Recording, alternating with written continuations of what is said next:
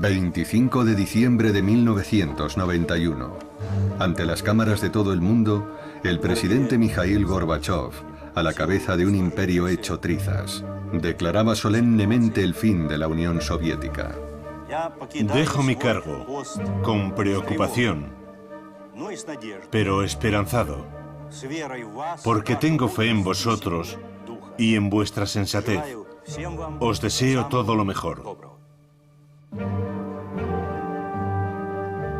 En unos minutos el adjetivo soviético se eliminó del diccionario. Con él no solo desaparecía el bloque comunista, que había fracturado el mundo de la posguerra, desaparecía también el Ejército Rojo, el gran ejército soviético que forjó su leyenda, derrotando al nazismo.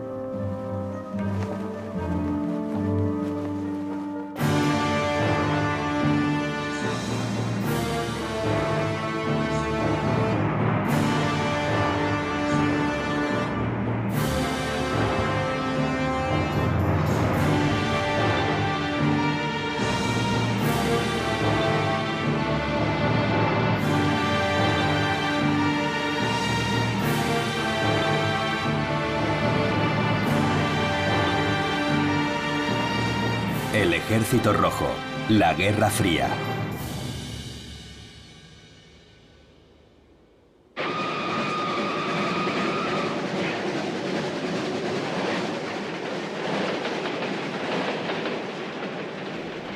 Verano de 1945.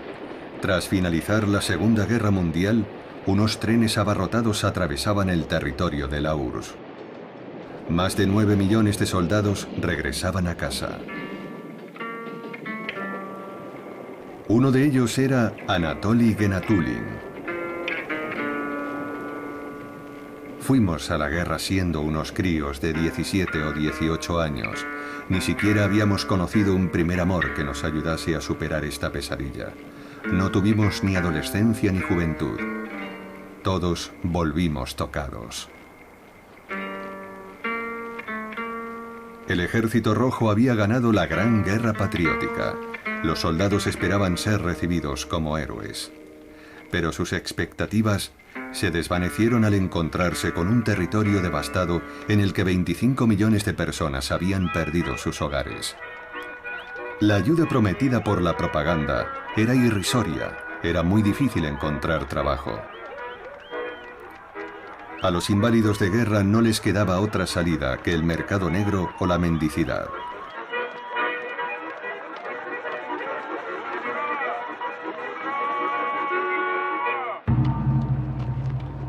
Solo la mitad de los prisioneros de guerra sobrevivió a los malos tratos, los trabajos forzados y al hambre a los que les sometieron los nazis. A su regreso eran sospechosos de traición. Igor Trapichine recuerda su regreso al país en julio de 1945. Metralletas, perros policías. Lo cierto es que nos sorprendió un poco. El SMERS, Servicio de Contraespionaje Militar, nos encerró tras las alambradas.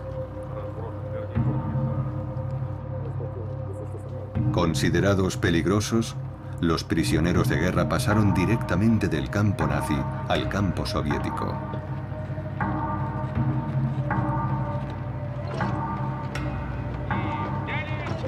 Los demás serían condenados a las unidades disciplinarias del Ejército Rojo o transferidos a los batallones de reconstrucción, igual de agotadores.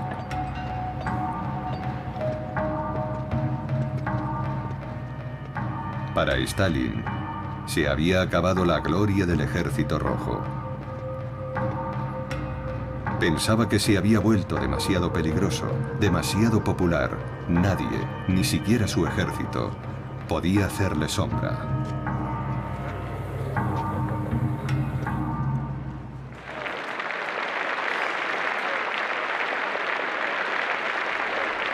A partir del 24 de diciembre de 1947, una serie de medidas echaron por tierra la gloriosa herencia del Ejército Rojo. El 9 de mayo, día de la victoria sobre el nazismo, ya no sería festivo. Se eliminaron las pensiones otorgadas a los veteranos con medallas. Al término del conflicto mundial, el mariscal Zhukov, héroe de Stalingrado, cayó en desgracia. Stalin utilizó como pretexto su botín de guerra y su amistad con el traidor Blasov para deshacerse de él.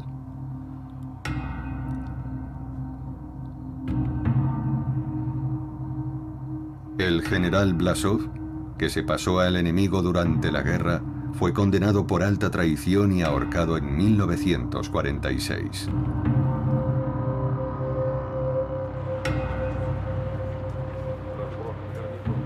Zhukov fue depuesto de sus funciones por el Politburó y enviado en misión, primero a Odessa en China y luego a la frontera de Turquestán, lo más lejos posible de Moscú.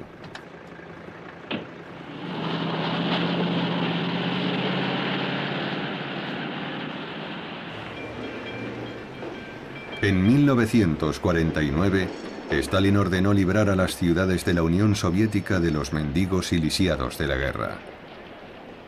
Era el último clavo sobre el ataúd del Ejército Rojo. Todos, con nuestras medallas y nuestras condecoraciones, nos convertimos en paños, en trapos para limpiar el suelo, afirmó Grigori Pomeranz, voluntario en el Ejército Rojo para la defensa de Moscú en el otoño de 1941. El poder nos decía: ¿os creéis alguien? No sois nadie, sois un cero a la izquierda.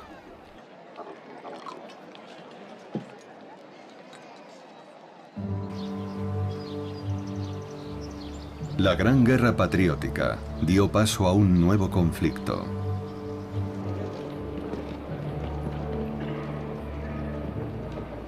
En julio de 1945, la Conferencia de Potsdam reunió a Stalin, al británico Churchill y al presidente americano Truman. El objetivo era sentar las bases para el periodo de posguerra, pero lo único que hizo fue confirmar el enfrentamiento inevitable de los dos sistemas involucrados. Comunistas y capitalistas estaban cara a cara. A través del Plan Marshall, el presidente Truman proporcionó ayuda material a 16 países del bloque occidental. Los países liberados por el Ejército Rojo quedaron bajo la esfera de la influencia soviética.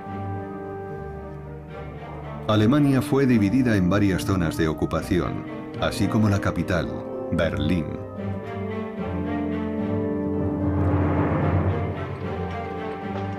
Tras el bloqueo de un año, llevado a cabo por Stalin para asfixiar a Berlín, se ejecutó la división de Alemania, así como la de Europa.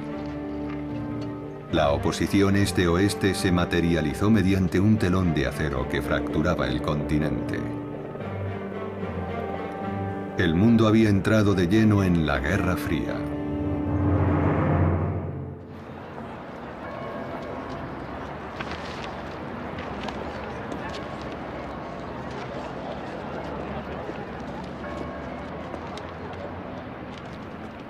El 9 de marzo de 1953, 4 días después de su muerte, Stalin recibió un grandioso funeral. Los soviéticos acudieron en masa desde todos los rincones del imperio para rendir el último homenaje al tirano que les había gobernado durante casi 30 años. Queridos camaradas y amigos, los pueblos de nuestro país pueden estar seguros de que el Partido Comunista y el gobierno de la Unión Soviética no escatimarán sus fuerzas ni sus vidas para mantener la unidad inalterable del partido y del Estado. Lavrent Beria, jefe de la policía política NKVD, y Nikita Khrushchev, que organizó el funeral, encarnaban la nueva dirección de la Unión Soviética. Se estaban preparando para liquidar el legado de Stalin.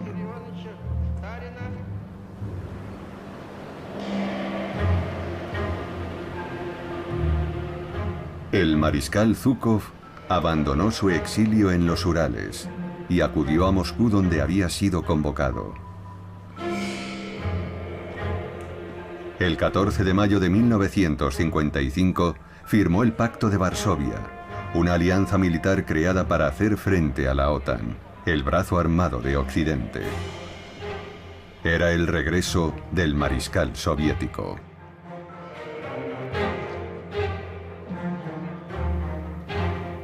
Nombrado ministro de Defensa por Khrushchev, trabajó para limpiar el recuerdo de la Gran Guerra Patriótica.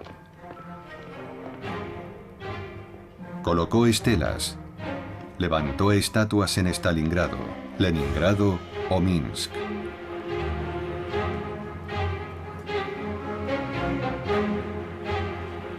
En el jardín de infancia vivíamos una especie de perpetua celebración de la guerra, recuerda un habitante de Minsk.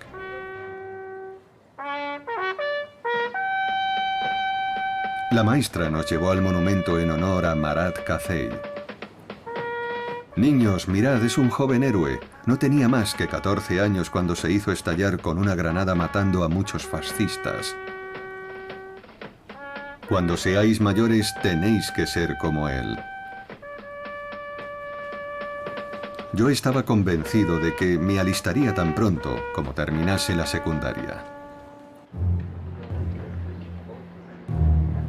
Los veteranos, invitados a contar sus experiencias en las aulas, despertaban las vocaciones. Después de los años oscuros de la posguerra, el ejército volvía a ser atractivo.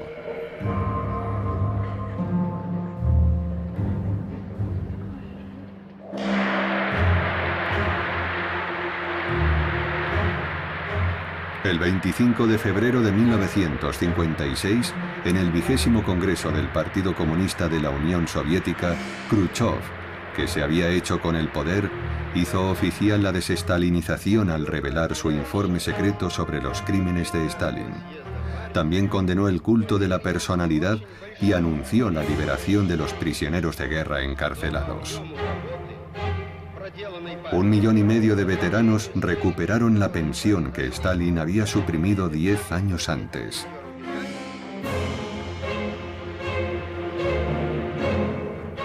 El informe Khrushchev se difundió por toda Europa Central, alimentando las esperanzas de liberación de los países hermanos.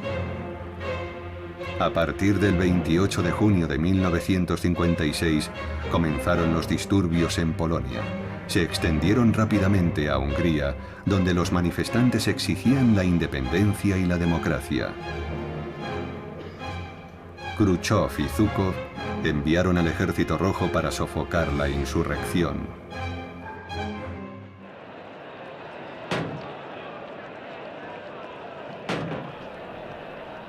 Cuando los tanques soviéticos entraron en Budapest el 24 de octubre de 1956, la situación era más impactante de lo que se imaginaban. En la Plaza de los Héroes, los revolucionarios húngaros habían desmontado la estatua de Stalin. En pie, húngaros, la patria nos llama. Ha llegado el momento. Ahora o nunca. Vivir como esclavos o ser libres. El día anterior, la policía política había disparado sobre los estudiantes. Juramos ante Dios, el Dios de Hungría. Juramos que nunca volveremos a ser esclavos. Para defenderse y hacer frente, los manifestantes utilizaron los arsenales del ejército húngaro. Desde los tejados lanzaban granadas y cócteles Molotov a los tanques.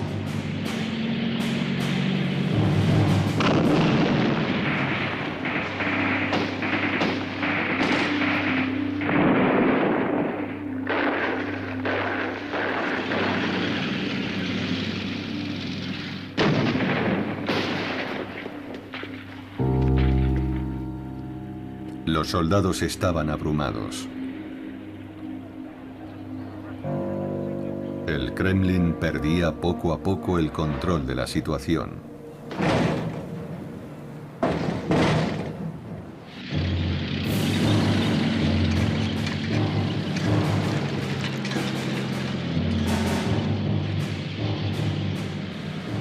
El 4 de noviembre, nada menos que 2.500 carros blindados soviéticos invadieron Budapest. Las órdenes de Zhukov eran claras: limpiar de Chusma, desarmar la contrarrevolución. Si nos marchamos de Hungría, declaraba Khrushchev, los imperialistas estadounidenses, británicos y franceses lo percibirán como una debilidad de nuestra parte y pasarán a la ofensiva. No tenemos elección.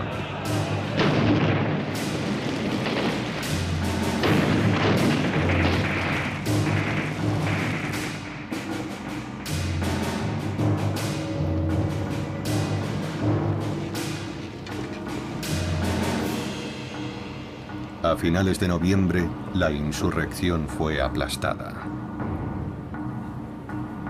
Las cifras oficiales declaran 2.500 víctimas en el bando húngaro, más de 19.000 heridos y 10.000 detenciones.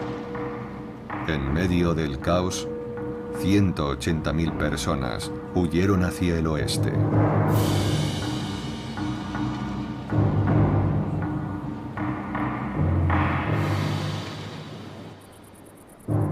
El Ejército Rojo había demostrado su valía en la nueva misión de mantenimiento del orden. Había llegado el momento de que Zhukov profesionalizase su ejército.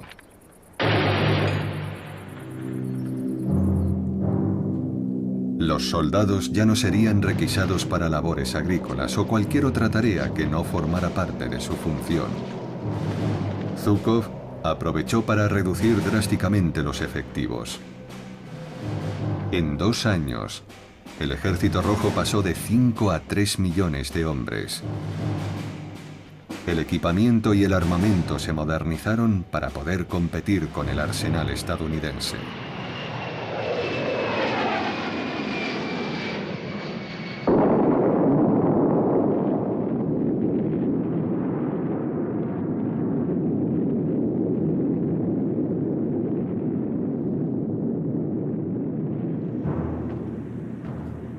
En el contexto de la Guerra Fría, la bomba atómica lo cambió todo. El mundo entró en lo que se denominó como el equilibrio del terror.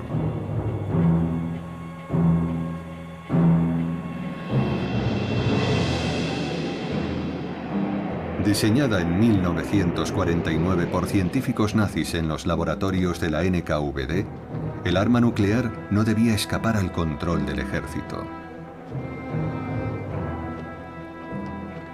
Zhukov logró supervisar este sector en auge. Estados Unidos ya había producido más de 3.000 ojivas nucleares, mientras que la Unión Soviética apenas unas 300.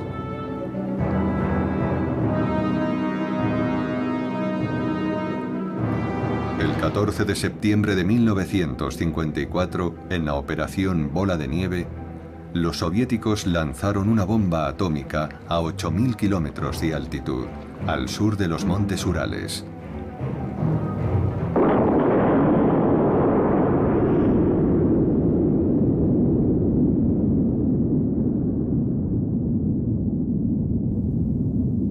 Zhukov contempló la prueba nuclear a 10 kilómetros de la explosión que levantó las gorras de los observadores. Los efectos de la radiación sobre los soldados y las poblaciones circundantes sigue siendo, hoy por hoy, un tema tabú.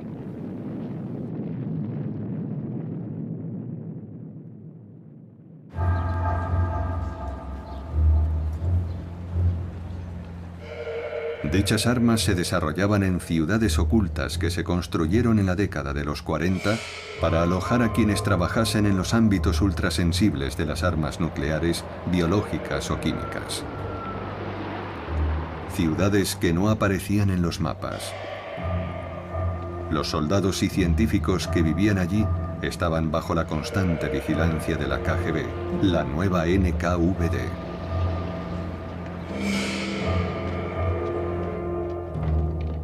Un científico que vivió en una de estas ciudades prefiere hablar de las ventajas. Teníamos un buen sueldo, Ganábamos un 20% más que en cualquier otro lugar. Podíamos comprar cosas que no estaban al alcance del resto del país. En nuestras tiendas había salchichas, un producto que escaseaba en la Unión Soviética.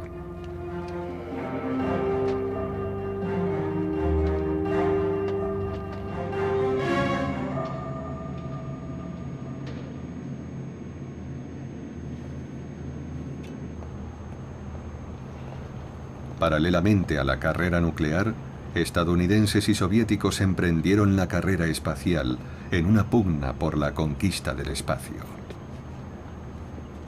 El ingeniero militar Sergei Korolev, que diseñaba misiles de largo alcance, convenció a Zhukov de que podían atravesar la estratosfera e incluso enviar hombres al espacio.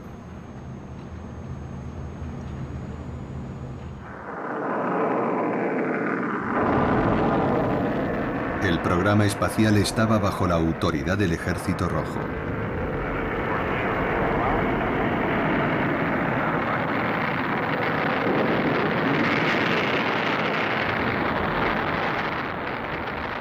El lanzamiento del Sputnik 1, el 4 de octubre de 1957, fue un éxito.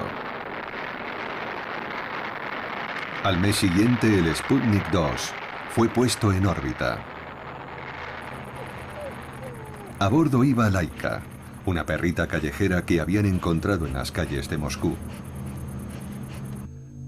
Ella fue el primer ser vivo en volar al espacio. La perrita moriría 7 horas después del lanzamiento del cohete. Tiempo suficiente para demostrar que era posible sobrevivir a los efectos de la ingravidez.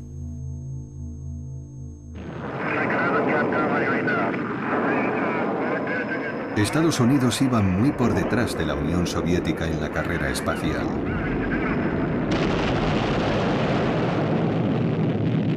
Para avanzar y recuperar terreno, Estados Unidos creó la NASA e invirtió masivamente en vuelos tripulados. Entre 1957 y 1961 septuplicó el presupuesto de la agencia espacial hasta pisarles los talones a los soviéticos. Pero el Ejército Rojo seguía por delante.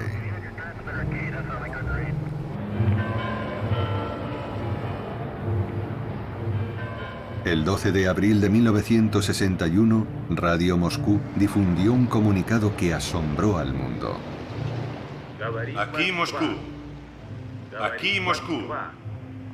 Un comunicado de la agencia TASS relativo al primer vuelo del hombre al espacio.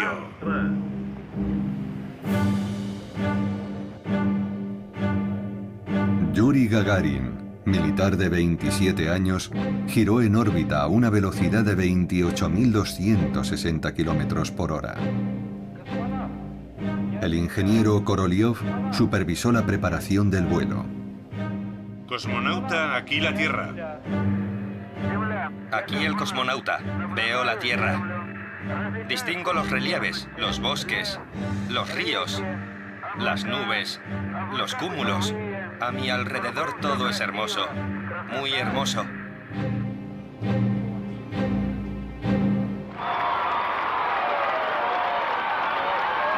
Tras 2 horas de vuelo, Gagarin regresó a Tierra.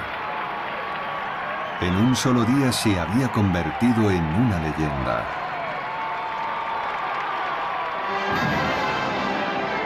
Todos salimos a la calle, recuerda Margarita Pogrevitskaya. Reíamos, nos besábamos, llorábamos. Svetlana Alexievich recuerda la reacción de su padre. Había empezado a creer en el comunismo. Gracias a Gagarin éramos los primeros. Nada era imposible para nosotros. Este triunfo era principalmente del ingeniero a cargo del programa espacial Sergei Korolev. Pero para el mundo entero era de Khrushchev.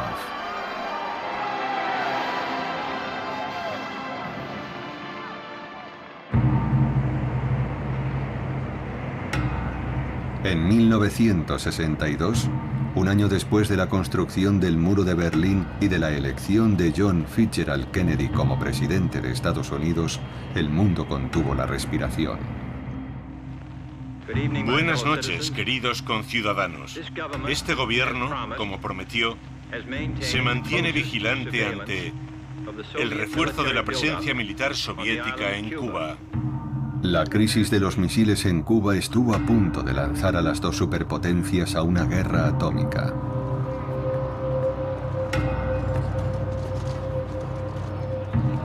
Para calmar las cosas, Kennedy y Khrushchev emprendieron el camino de la distensión.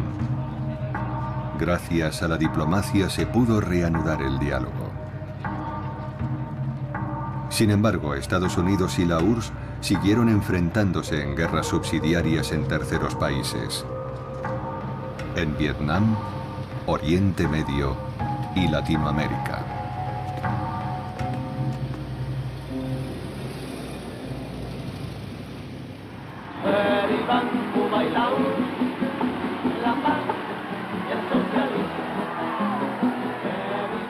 El Ejército Rojo suministró ametralladoras Kalashnikov, misiles tierra-aire, aviones de combate, instructores militares, a la que la propaganda llamó la lucha de los oprimidos. La juventud soviética se sentía apasionada por el internacionalismo, en particular por Cuba y la revolución castrista.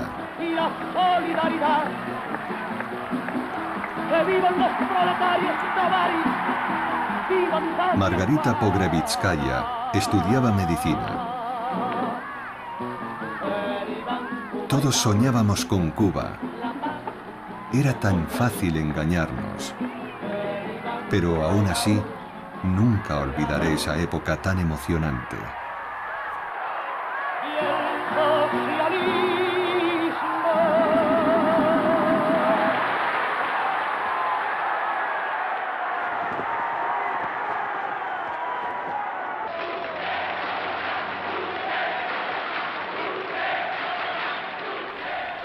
Los sueños de libertad de los condenados de la tierra regresaron como un boomerang al seno de Moscú.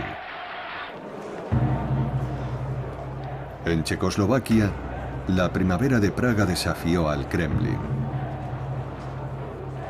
Alexandre Dubček, primer secretario del PC local, promovía un socialismo con rostro humano. Sus reformas iban desde la abolición de la censura hasta el multipartidismo, pasando por la detención del jefe de la policía política.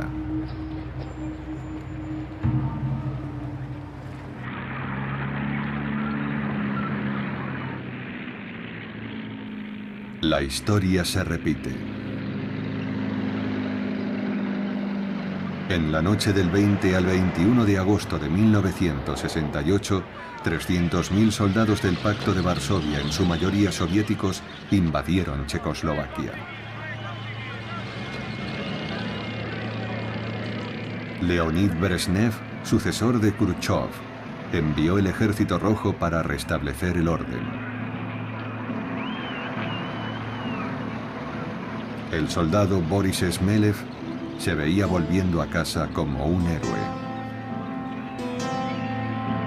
Nos esperábamos un grupo patético de contrarrevolucionarios a los que derrotaríamos rápidamente. Podíamos imaginar la alegría y el reconocimiento de los checoslovacos, lanzando flores a los tanques como en 1945.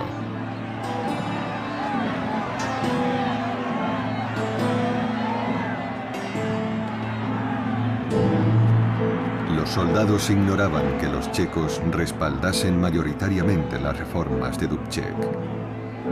No entendían nada. Los rostros de la gente en las calles se endurecieron, recuerda el soldado Smelev. ¿Qué estáis haciendo aquí?, nos preguntaron mientras examinaban nuestros equipos.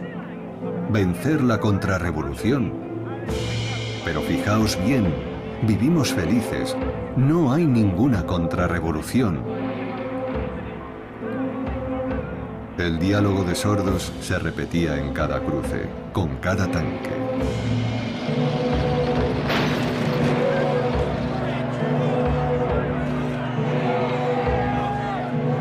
La confrontación inicialmente pacífica fue tensándose con el paso de las horas.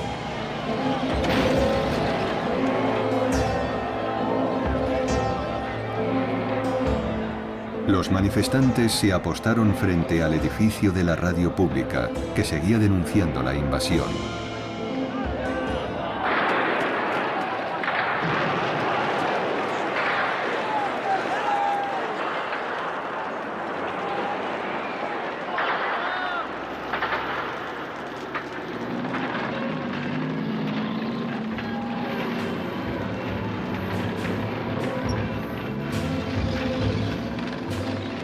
Las tropas del Pacto de Varsovia abrieron fuego.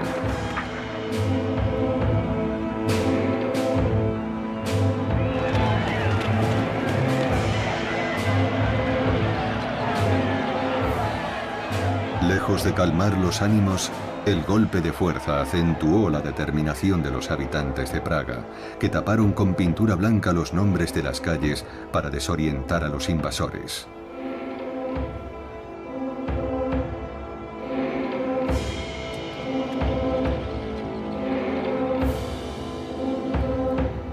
Los comerciantes colocaron mensajes hostiles al gran hermano ruso en los escaparates de las tiendas. Las tiendas de alimentación se negaron a vender comida a los soldados extranjeros. El alto mando soviético estaba convencido de que la población checoslovaca los alimentaría. No habían previsto nada para su abastecimiento.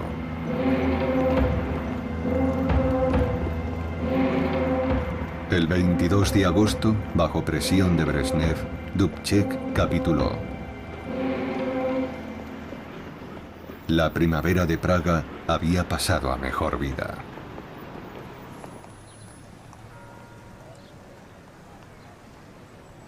Pero Moscú mantuvo sus tropas en suelo checoslovaco.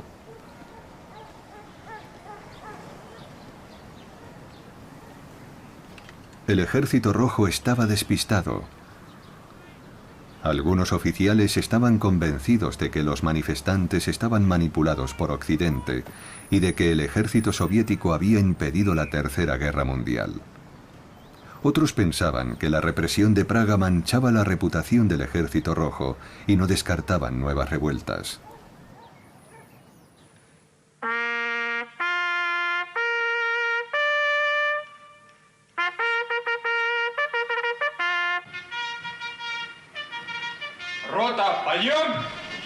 Las preguntas de los oficiales eran el reflejo del desconcierto de los soldados. La investigación y el desarrollo del arsenal militar absorbían una parte cada vez más importante del presupuesto de defensa, en detrimento de sus condiciones de vida.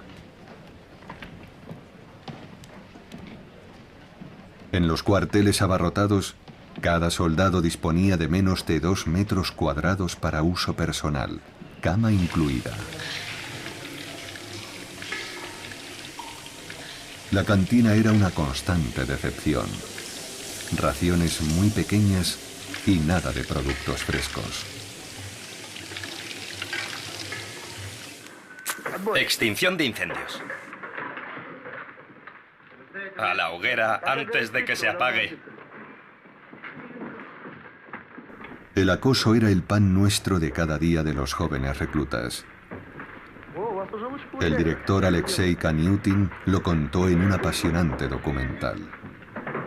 ¡No la apagues! Janostev, ¿no te han enseñado a desnudarte deprisa?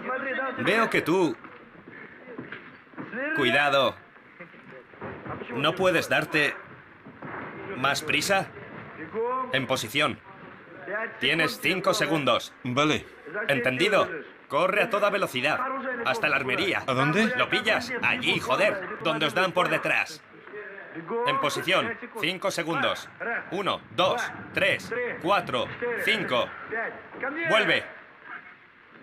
Imbécil. ¿Pierdes los pantalones o qué te pasa? La violencia, el crimen organizado, las violaciones se generalizaron en los cuarteles. El racismo se ejercía con la mayor brutalidad. ¿Por qué estás fuera de tiempo? La inmensa mayoría de los oficiales eran rusos. Las otras nacionalidades estaban relegadas a los rangos inferiores. Sobre los brazos. 1, 2. De pie. Otra vez. 1, 2. 1, 2. 1, 2. 1, 2. 1, 2. 1, 2. 1 y medio. 1 y medio. He dicho 1 y medio. Joder.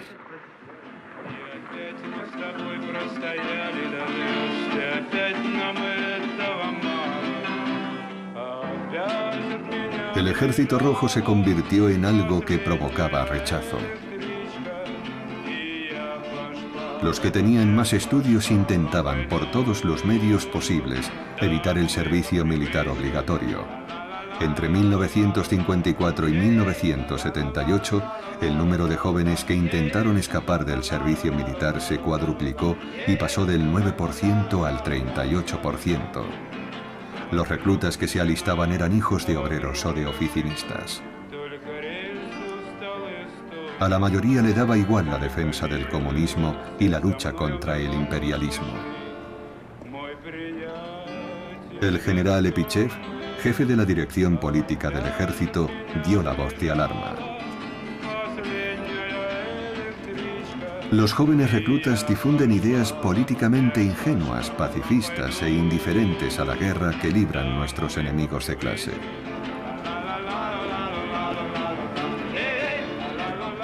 Los ideales de la revolución bolchevique y de la gran guerra patriótica quedaban muy lejos.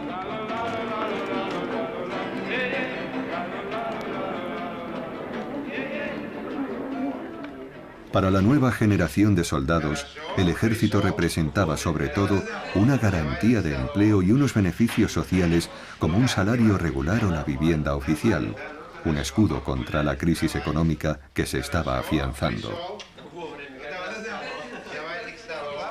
Pero a finales de la década de 1970, la crisis afgana hizo que el Ejército Rojo levantase cabeza.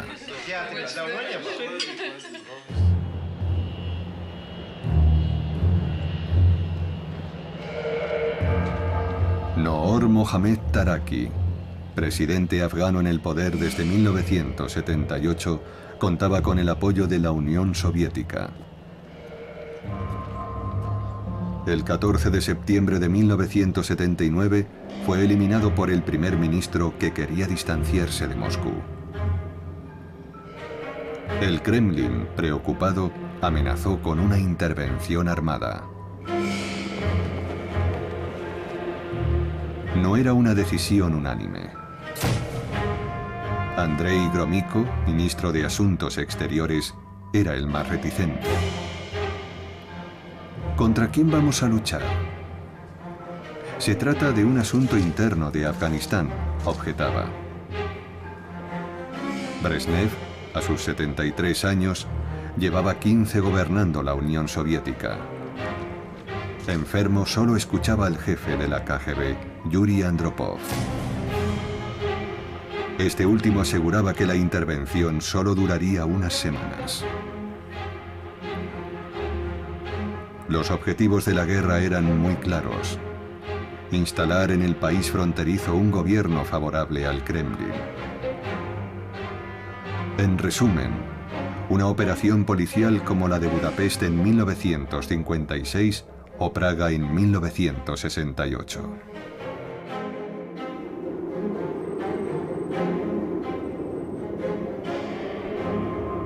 El 24 de diciembre de 1979, las dos primeras divisiones aerotransportadas de la Operación Praga aterrizaron en Kabul. Ejecutaron al autoproclamado presidente y tomaron el control de los aeropuertos del país.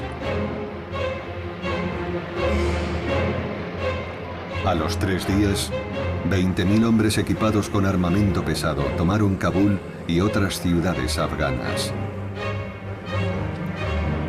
El Kremlin instaló en el poder un gobierno que le era favorable e impuso a sus asesores en todos los niveles del Estado.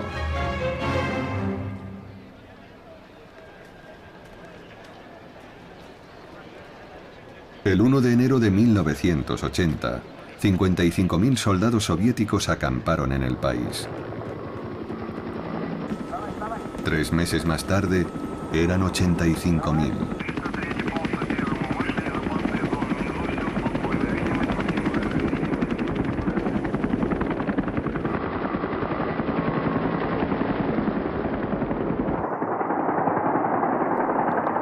Por primera vez desde la Segunda Guerra Mundial, el Ejército Rojo volvía a luchar.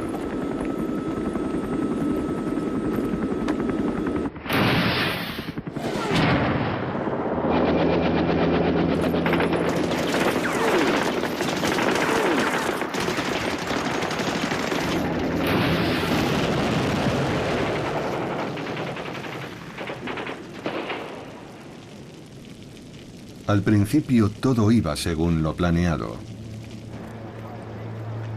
¿Qué podían hacer unos campesinos vestidos con pantalones bombachos ante una fuerza como la soviética? Cantaba victoria antes de tiempo el mariscal Sokolov.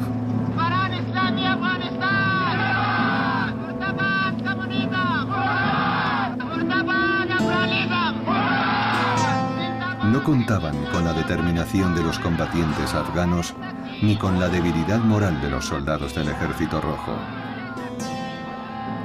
La invasión soviética provocó una oleada de patriotismo y un renacer de la religiosidad entre la población. Los soviéticos eran vistos como el invasor ateo, que intentaba imponer su fe infiel por la fuerza en tierra musulmana. Para hacerles frente crearon grupos de combatientes. A diferencia de los invasores, los muyahidines conocen las rutas escarpadas, los valles profundos, cada pueblo de su región por pequeño que sea.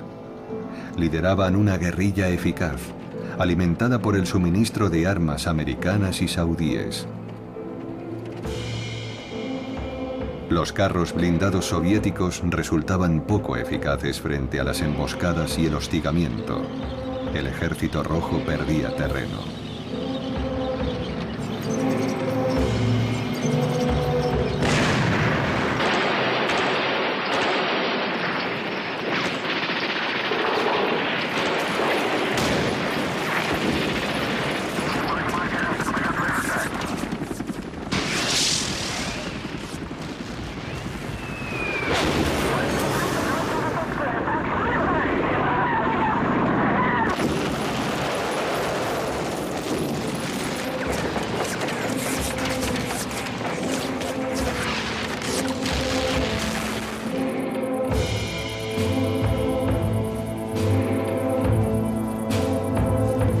Los muyahidines no hacían prisioneros.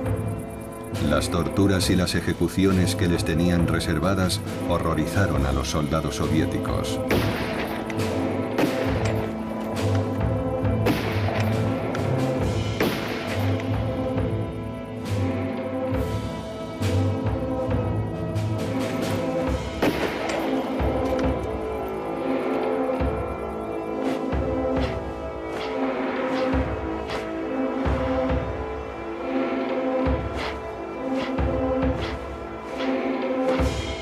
El Ejército Rojo no se quedaba atrás. Cada vez eran más frecuentes los saqueos y las violaciones. Aldeas enteras quedaron reducidas a cenizas. Se estima que en 1983 el 50% de las escuelas, el 60% de los hospitales y el 70% de las cooperativas agrícolas fueron destruidos. Hoy en día, el número de víctimas sigue siendo un misterio.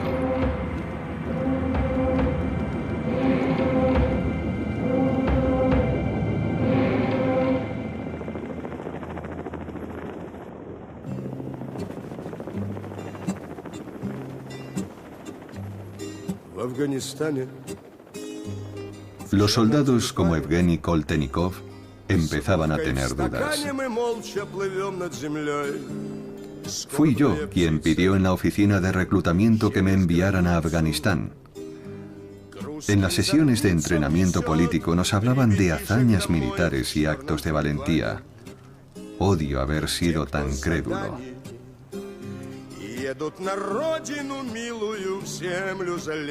Las condiciones de vida eran mucho peores que en los cuarteles de la Unión Soviética. La enfermera Tatiana Gaisenko recuerda: nuestros soldados morían por 3 rublos al mes. Comían carne podrida, pescado podrido. Todos teníamos escorbuto. A mí se me cayeron los colmillos.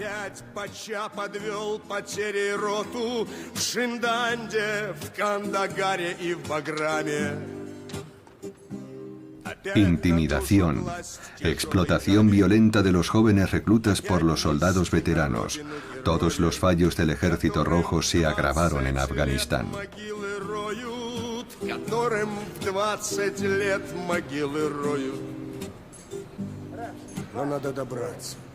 El alcohol, el hachís y la heroína eran las únicas vías de escape.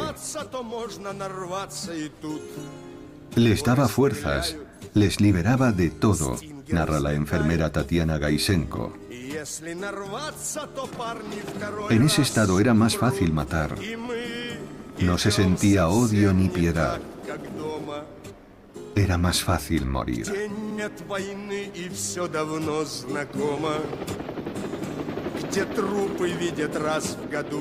Los reclutas estaban asignados en puestos avanzados, islotes de soledad plantados en medio del desierto rocoso. Permanecían en ellos 18 meses, sin hacer nada, esperando un ataque de los muyahidines. Solo tenían derecho a un permiso de 10 días, que pasaban en campamentos de descanso. No tenían autorización para ir a sus hogares.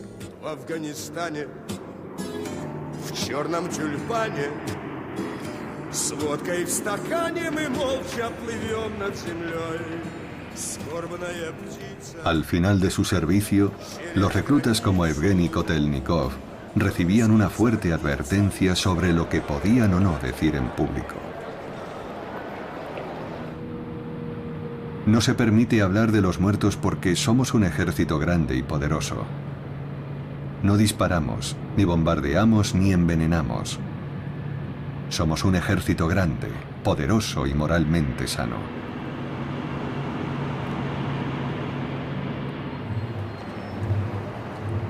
La preocupación carcomía a la sociedad soviética. Todas las familias tenían un hijo, un hermano o un primo en el Ejército Rojo. Aunque las noticias elogiaban las victorias, el final del servicio se posponía continuamente. Nadie se atrevía a preguntar nada por no llamar la atención de la KGB.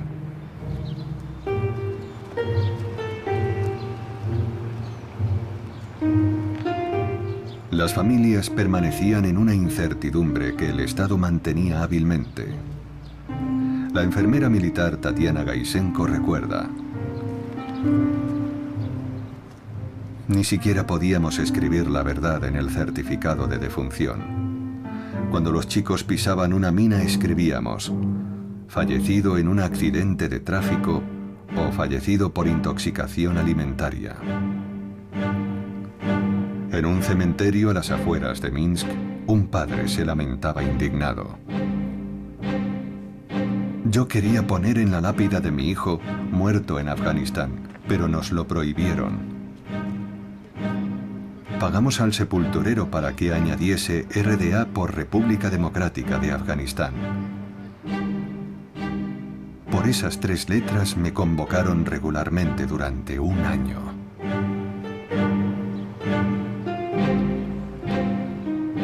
En ese mismo cementerio, una madre mandó borrar el epitafio oficial de la tumba de su hijo e inscribir en su lugar: ¿por qué?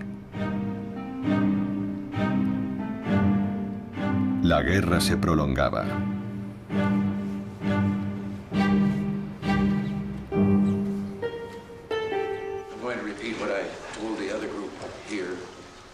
En 1984, el apoyo del presidente estadounidense Ronald Reagan a los muyahidines alcanzó los 280 millones de dólares. La Unión Soviética estaba exhausta, víctima de la escasez y del descontento.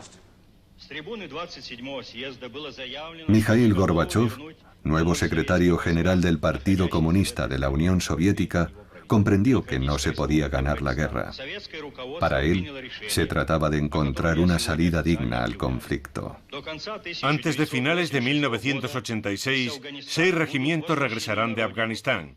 Un regimiento blindado, 2 de infantería motorizada y 3 de defensa antiaérea con armas y material. Mientras los primeros regimientos de Afganistán eran repatriados, 500 familias de soldados exigían noticias de sus hijos. La creación del Comité de Madres de Soldados estremeció al poder. Bajo la Glasnost que inició Gorbachov, ya no se aplicaba la censura. Fue el comienzo de la gran exposición. Miren las fotos. Deberían llamar su atención, asustarles. Son unos niños. Desertaron para salvar su pellejo. Y no es nada nuevo. Y ustedes dicen que son unos criminales. El silencio del Estado, los errores estratégicos, los maltratos, el racismo, las violaciones. Todo lo que corrompía al ejército salió a la luz pública. Sufrieron agresiones, violaciones en su regimiento. Huyeron en busca de ayuda, pero los cogieron, los devolvieron a sus regimientos sin ni siquiera molestarse en realizarles un examen médico. Miren las fotos. Fascistas, sois peores que los alemanes. Torturadores. No les deis vuestros hijos. No tendréis a mi otro hijo. Dejadles vivir.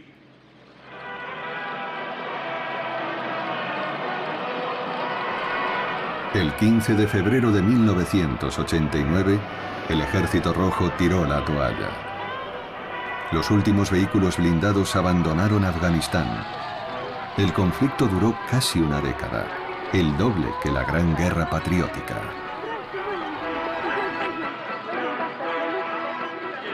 Sentimos nostalgia. Claro, ¿quién te espera en casa? Mi madre, mis hermanos y mis hermanas. ¿Y una novia? Sí, también.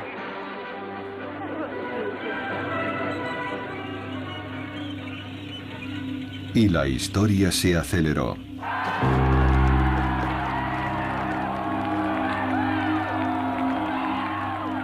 El 9 de noviembre de 1989, la caída del muro de Berlín abrió la vía de la reunificación alemana.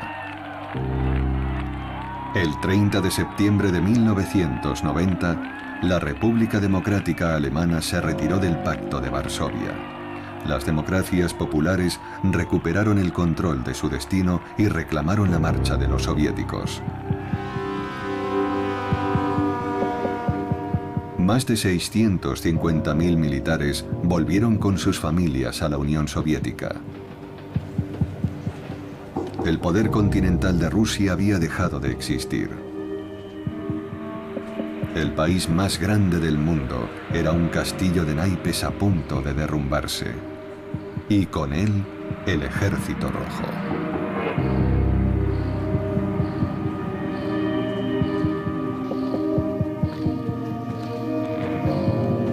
Gorbachov intentó salvar lo que se pudiese salvar, pero ya era demasiado tarde.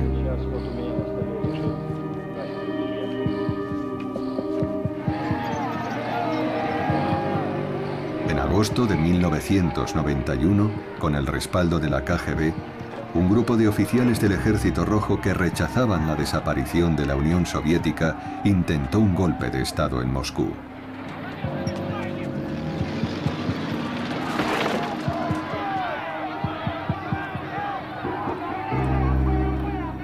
Esta vez no era en Praga ni en Budapest, donde los tanques se enfrentaban a la población, sino en la mismísima capital de Rusia.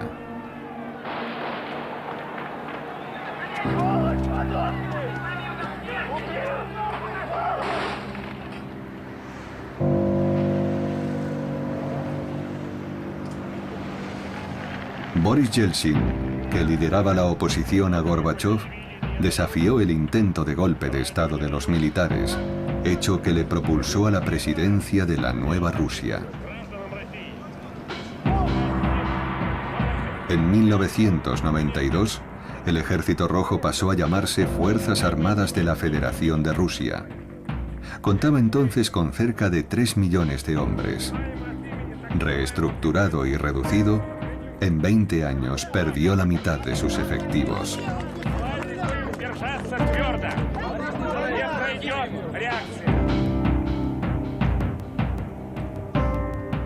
Vladimir Putin, que asumió el poder el 26 de marzo de 2000, continuó con las transformaciones iniciadas por su predecesor.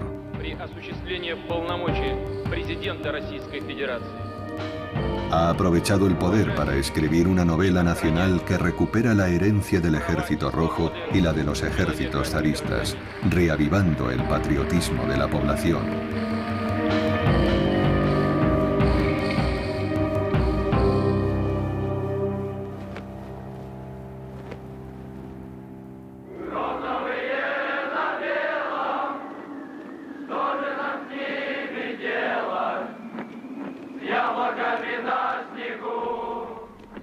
Con la modernidad postsoviética, desapareció el Ejército Rojo.